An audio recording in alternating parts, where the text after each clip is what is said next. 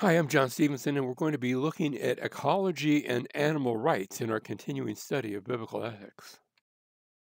The term ecology comes from two words. Oikos is the Greek word for house, that's the eco part. And then logia, of course, is the study of something. We get our word logic from that. So you put them together, and it's the idea of the study of the place where we live, which, for in our case, is the world in which we live. Greek philosophy taught that spirit is good while physical is bad. That's sort of something we've seen all throughout our studies of the ancient world and of the New Testament. And by contrast, Christians taught that God created spirit as well as the physical universe so that there wasn't really this dichotomy. It all comes under the creation of God. It's not that spirit is good and creation is bad. No, they are all good, even though we live in a fallen world that has affected body, soul, spirit, and our planet. And yet it's all created by God. Genesis chapter 1, verse 28. This is on the sixth day of creation where God has planned to create man. Then he has. He created them male and female in his image. And we read verse 28, God blessed them, and God said to them, be fruitful and multiply and fill the earth. So notice there's supposed to be an expansion, but also notice subdue it. That the earth was not only to be filled with humankind, and I think the idea is all creation, but also that it was to be subdued, and notice, and rule over the fish of the sea, over the birds of the sky, over every living thing that moves on the earth. Now, that's not saying it's to be a harsh rulership or we're to destroy the earth, but we are called to rule over it. Psalm 24, beginning verse 1, a psalm of David, the earth is the Lord's. And maybe that's why we're not supposed to be destroying it. It's like when a teenager is loaned the family car. And we did this when our daughter first went to college up in South Carolina. We loaned her one of our cars, and we said, that's still our car, but you are able to use it and drive it. And the idea was, and you're supposed to take care of it. Now, the earth is the Lord's and all it contains, the world and those who dwell in it, for he has founded it upon the seas and established it upon the rivers. That is, God created this. So the world was created by God, but then it's a fallen world. Sin came into the world and death through sin, but there is a promise that there will be a redemption.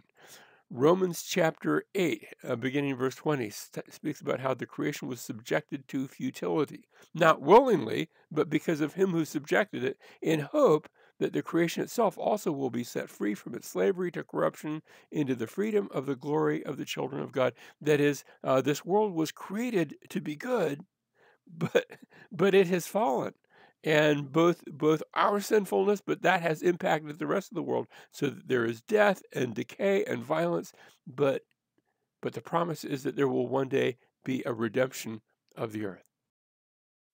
So we have a future redemption, but right now I would suggest we're called to live out that redemption, both in the way we treat each other, but secondarily also how we are to treat the earth. That, yes, it's going to be redeemed, but in the same way we begin our redemption now, personally and spiritually, that we're to do that with the earth as well. Luke chapter 12, verse 24, Jesus, now the big point that he's making is how God values us. But to illustrate that point, he says, consider the ravens, for they neither sow nor reap, they have no storeroom nor barn, yet God feeds them. And of course, the point that he's making, how much more valuable you are than the birds. He's not really making the point that the birds are valuable. But notice he says, God feeds them. God takes care of them. And and the point that he's making, he's going to take care of you even more so. It's sort of an argument from we could say, from the lesser to the greater. Now, Christians then, and I'm borrowing from Geisler's book, his book on Christian ethics. Um, Christians have a basis for ecology. The world is a creation of God. It is owned by God. It reflects God, not perfectly, because after all, it's just a creation. It's not the creator himself. But still, there's a sense in which the creation reflects the Creator. Now it's fallen, um, but the world is both a creation of God and it is being sustained by God. It's under covenant with God. We're going to see this in our next passage. Humans are the keepers of the environment. We have been charged with that. The obligation that we have, and we saw that, to be fruitful, to multiply, to fill the earth, and to rule over it. So to multiply, and that command is not necessarily to individuals. There's some people that are not able to multiply. Barrenness sometimes takes place, or somebody decides not to get married and therefore doesn't have children, and that's not a bad decision. That's okay. Remember, Paul talks about that in 1 Corinthians chapter 7, that it's, if you stay single, that's okay. You can always change your mind later on and get married.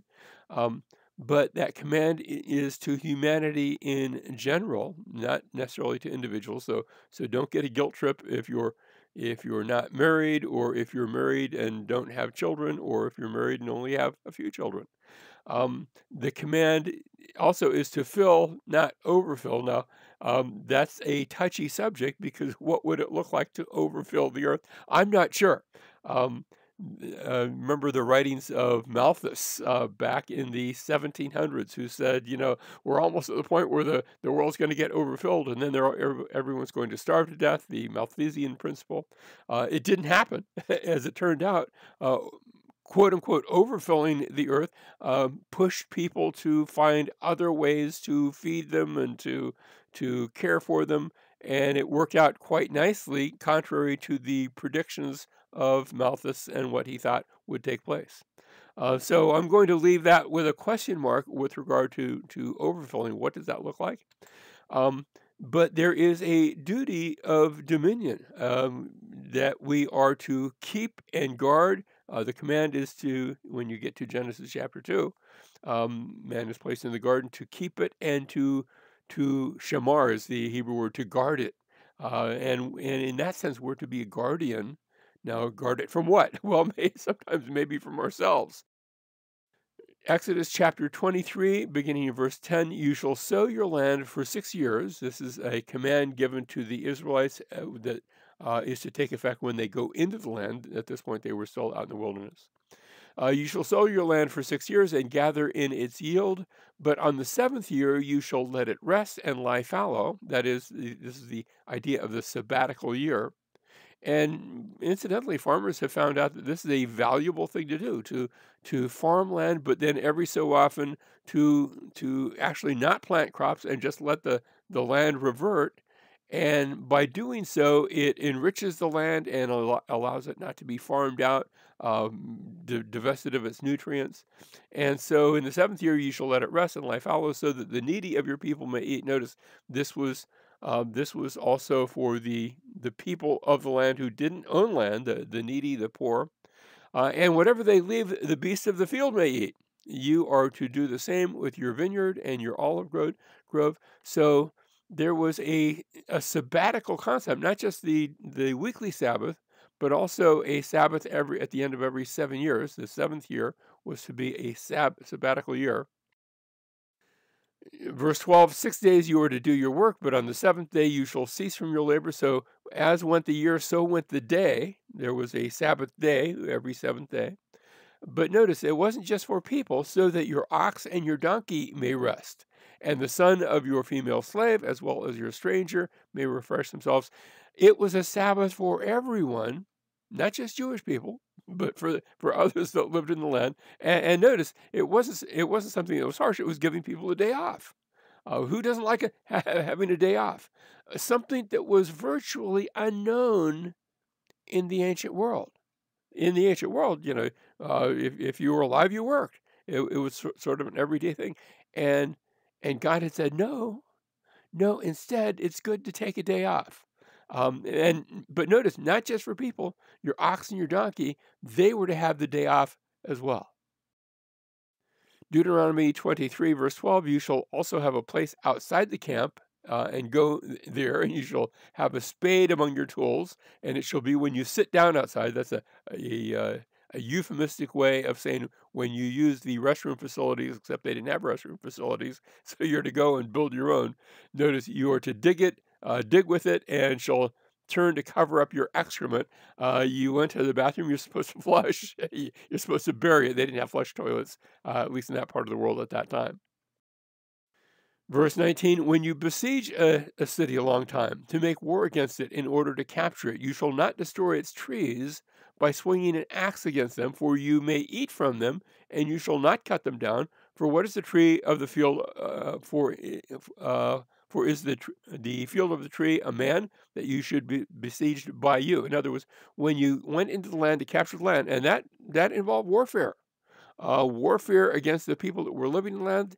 Now, that's a whole different topic of why God not just allowed, but actually determined that the Israelites would go in and capture the land from their inhabitants and actually drive them out. But here the point is being made that when they do that, they're not to be destroying the land; they're to be preserving it. They're not making war on the trees, on the fruit trees and things like that. The next verse, verse 20, only the trees which you know are not fruit trees you shall destroy and cut down, that you may construct siege works against the city that's making war with you until it falls. So, yes, they were allowed to use trees, but notice God says, don't use the fruit trees. Don't, those trees that are fruitful, that are multiplying, that are feeding both people and animals, leave those standing. Don't make war against those. Now we come to the question of animal. Do animals have rights? Again, we turn back to day 6 of Genesis chapter 1, where God said, behold, I have given you every plant yielding seed that is on the surface of all the earth, and every tree which has fruit yielding seed, it shall be food for you. Notice that's describing plants as the food that is designated toward, um, speaking to you, that's designated toward mankind, but not just there. Verse 30, and to every beast of the earth, and to every bird of the sky, and to everything that moves on the earth which has life, I have given every green plant for food. And it was so. So what you have described here, now you say, were things taking place that weren't described? I don't want to say, I don't want to comment, because if they're not described, I don't know about them. But what's being described here is a vegetarianism, a veganism, where both people and animals are eating plants, and it does not describe them as eating animals. So notice the plant yielding seed, that shall be food for you. Every green plant, that's given as food, but there's no reference to carnivorous, the carnivorous system of eating and killing animals and eating animals. That's not being described here. Now, when we get to Genesis chapter 9, this is after the story of the flood, and we read that God blessed Noah and his sons and said to them, be fruitful and multiply, fill the earth. It's almost like a repetition of what we'd seen back in Genesis chapter 1, where God is again giving that instruction.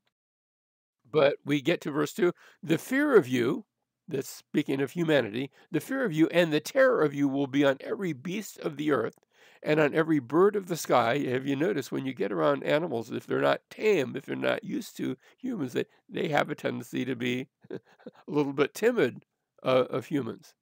Um, the fear of you and the terror of you will be on every beast of the earth and on every bird of the sky, with everything that creeps on the ground and all the fish of the sea. Into your hand they are given. Verse 3, every moving thing that is alive shall be food for you. Now, God's going to put some restrictions on this a bit later. But right now, everything that is alive shall be food for you. I give all to you as I gave the green plant. Only you shall not, and here's one of those restrictions, only you shall not eat flesh with its life, that is its blood. Surely I will require your lifeblood from every beast. I will require it, and from every man's brother, I will require the life of man. So two things that take place. One is that, and this he goes into a little bit more detail in the following verses, that when they eat they're going to, what we have described here is carnivorous, sort of a technique where people won't just be eating plants, they'll be eating animals, but they're to be killing them, and they're to drain the blood, because the blood is actually a sign of the life that's in that animal. But notice also with that, I will require your lifeblood. That is, if a person kills another person, that's going to be developed later in this chapter, or if an animal kills a person, then then that life that did the killing is forfeit. So notice in verse 3, the issue is, I'm giving them as food for you. Verse 6, whoever sheds man's blood, by man his blood shall be shed. We looked at this when we were looking at the issue of capital punishment, for in the image of God he made man. Verse 8, then God spoke to Noah and to his sons with him, saying, now behold, I myself do establish my covenant. Now, the foundation of this was set up in the previous verses, but now God says, I'm establishing my covenant with you and with your descendants, literally in the Hebrew, your seed after you. But notice, not just with Noah, not just with Noah and his family, not just with Noah, his family, and humanity, but also with every living creature that is with you, the birds, the cattle, and every beast of the earth with you, and all that comes out of the ark. And the animals had gone into the ark, and now they're coming out, even every beast of the earth. So this covenant, and a covenant is a relationship. It has promises and it has stipulations, but it is a covenant relationship. Think about how we use the word covenant when we talk about marriage. We speak of a marriage covenant. Two people, yes, yes, they are giving promises, and there are stipulations to that, but they are forming a relationship. And God says, I'm forming a relationship with you and with your descendants and with all of the creatures, the birds, the cattle, the beasts of the earth, all of those. So what we have here is a covenant that God makes, both with Noah, with his descendants, and with every living creature. Well, we call this the Noahic covenant. And there are some stipulations there. For example, that stipulation of capital punishment is set down. But also, part of that is that God promises, I'm not going to destroy the entire world again with a flood. Doesn't say there wouldn't be any local floods, small floods. Yes, we still have those. But there has not, since that time, been a flood that destroyed all life. Now, Ecclesiastes chapter 3 and verse 18, the preacher, the Ecclesiasticus, he said, I said to myself, concerning the sons of men, God has surely tested them in order for them to see that they are but beasts. Now you say, what on earth is he speaking of? Well, he goes on in the next verse, verse 19, for the fate of the sons of men and the fate of beasts is the same. As one dies, so dies the other. Indeed, they all have the same breath. And there is no advantage for man over beast, for all is vanity. When you look at both animals or people, they live, and then either an accident befalls them, or they get old and they die. And from the outside looking in, this is what the preacher is saying here. From the outside looking in, you can't really tell in the fact of living and dying that there's really any difference. They are both creatures, both created by God, and they live and they die. And, what's the difference between them? Continues in verse 20, all go to the same place. That is, they go into the ground. All came from the dust and all return to the dust. Who knows? Now, this is what I call the who knows principle. In other words, it's not clear to the writer. But I think we have greater revelation today. But he asked the question, who knows that the breath of man, and remember when we read of the breath, um, that word breath in Hebrew, ruach, can also be translated spirit. So spirit and or breath. I think I'm going to go with breath here. But who knows that the breath of man or spirit of man ascends upward, and the breath of beast or spirit of beast descends downward to the earth. And the point is, you can't tell from just standing back and looking. Now, we can tell if we have further revelation, and we do. But the preacher did not have that at that time. The most of the Old Testament doesn't really comment on those issues of life after death. Here in Ecclesiastes, there are some hints, and there's a question, and later on, there's a hint. We must all stand before God. That's a very, very strong hint. When you get to the book of Daniel, you're actually going to see a promise of a resurrection, but that wasn't known to everybody all throughout the Old Testament era. And so the question is put out here. Now, humans versus animals. There are some commonalities that we have with animals, and I'm not saying we are merely animals. I think we are made in the image of God, but there are also some commonalities. Both humans and animals can solve problems. Both engage in social dynamics of a fashion. Both can fall into neurotic insanity, something our textbook in Geisler mentioned. I find that interesting. Although animals left to themselves won't fall prey to that. Usually, it's when we have traumatized animals that takes place.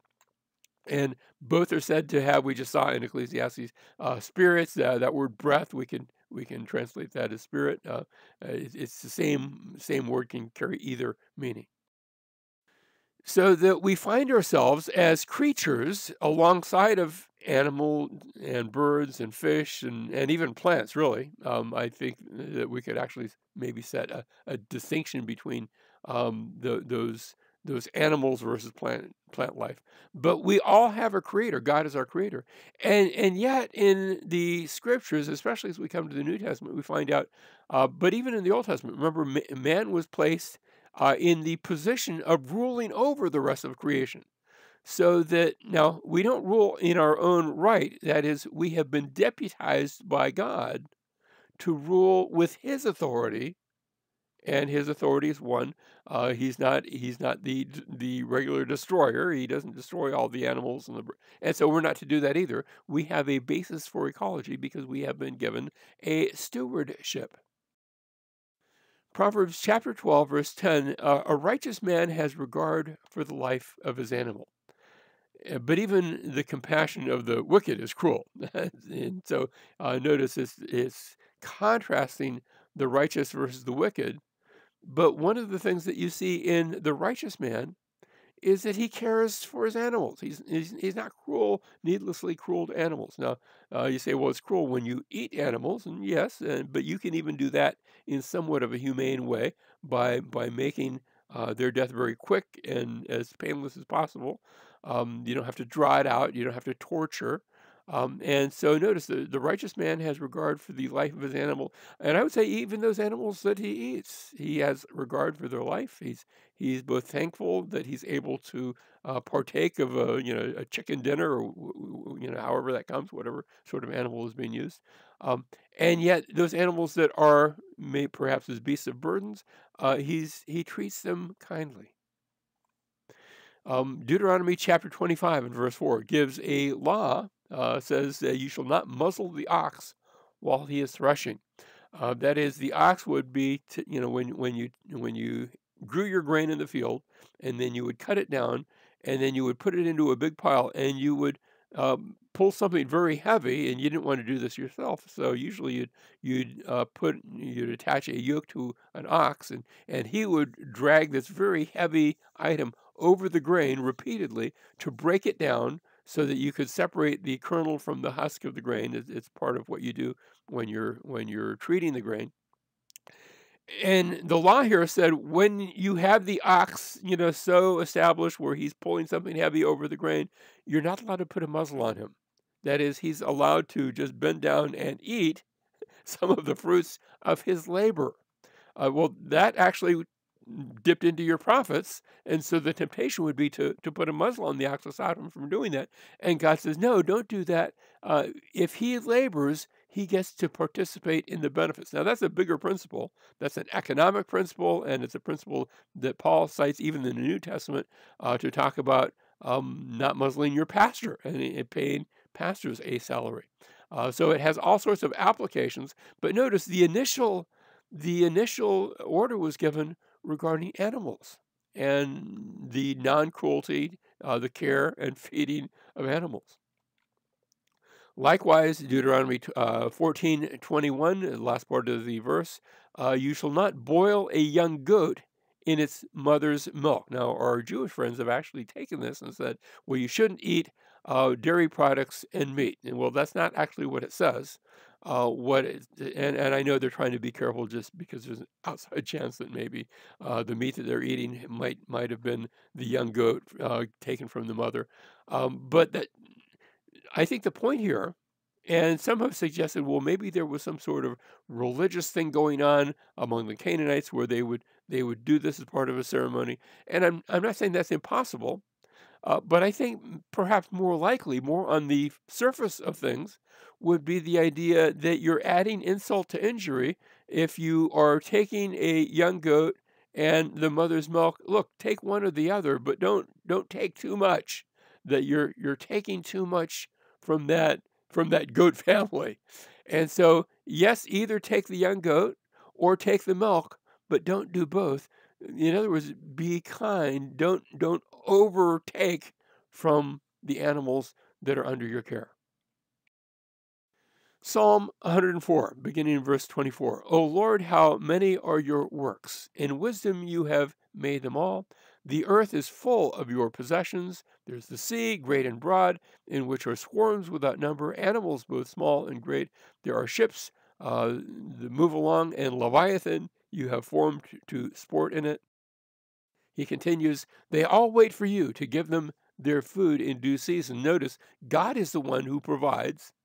You give to them, they gather up. You open your hand, they are satisfied with good. That God cares for his creation, both human but also his animal creation, that they are his and his to care for, and he does it right well. Verse 29, you hide your face, they are dismayed. You take away their spirit, they expire and return to their dust. You send forth your spirit, they are created, and you renew the face of the ground. So this delightful picture of God dealing with his creation. And of course, we have a role in that, but God dealing with his creation. And there's a concern that God has for his creation and a thanksgiving that we can give as part of that creation that we can give to God in the face of what he's provided. Isaiah chapter 11 and verse 6 gives this promise of the renewed creation, um, where Isaiah pictures a day where the wolf will dwell with the lamb. Nowadays, when a wolf comes on a lamb, usually the lamb ends up inside the wolf. But he envisions a day when that doesn't take place, when there is peace, and this pictured in the animal kingdom, where the leopard will lie down with the young goat, and the calf and the young lion and the fatling together, and a little boy. Notice mankind is part of that too in this perfect recreation. A little boy will lead them. Verse 7, also the cow and the bear will graze, their young will lie down together. These are animals that don't usually hang out together. And the lion will eat straw like the ox. Sounds a little bit like what we saw in Genesis chapter 1. Remember, where animals are spoken of as, both animals and humans are spoken of as eating only from the plant kingdom.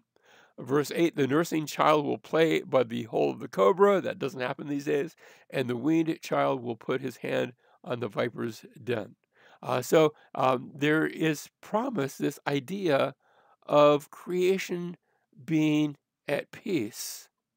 And I think to a certain degree, I don't want to go overboard on this, but I think to a certain degree that we, as being redeemed in creation, do what we can. We have a basis to do what we can to begin this process now, that we should be caring for the earth, and as much as possible, that we should be at peace. Now, in certain areas, it's not possible.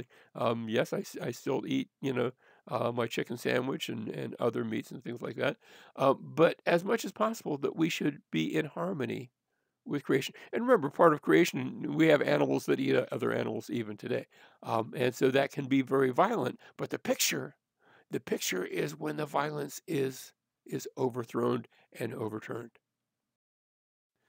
Verse 9, they will not hurt or destroy in all my holy mountain, for the earth will be full of the knowledge of the Lord, as the waters cover the sea. The earth, which was created by God, though fallen, has a promise of redemption. We live in a fallen world. We live out our redemption in this fallen world. Yes, we live that out now and begin to see that redemption taking place. Yes, finally in the future, but even in the today.